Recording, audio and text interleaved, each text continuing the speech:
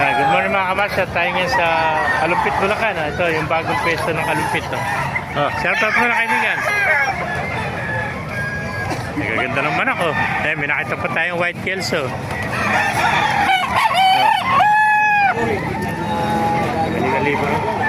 5-5 daw, sagad yan. Mga kaibigan, magkano inalis? 1-5 ano din yata yun? Ganda ng kulay nyo, parang white gold ano? Ha? Henry rin yan ano? 1-5, ilang buwan na? 8 months 1-5 lang white gold parang pilis Ayan, 1-5 lang white gold mga master. 8 months old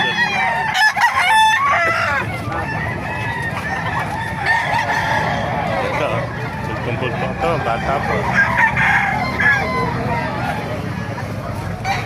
Tingnan kaibigan, itong white gold boss, magkano binibente white kelso mo?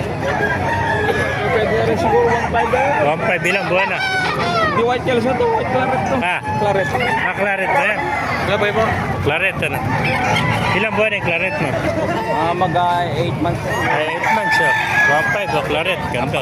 Pang materialis na nga yun. Claret pala ito, 1.5 lang mga master. Ha? Ganito.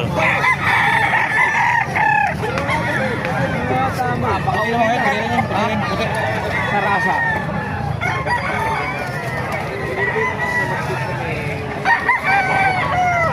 Tapos minsan baka magustuhan din, pakita mo. Nakita niya na sarasa. Baka mapakyon Nakita ko na ba yan?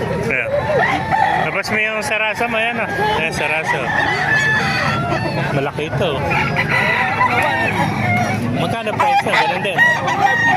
1.5. Ilang buwan ito? Mag 8 months na. 8 months din, 1.5 din mga. Ganda sarasa nito.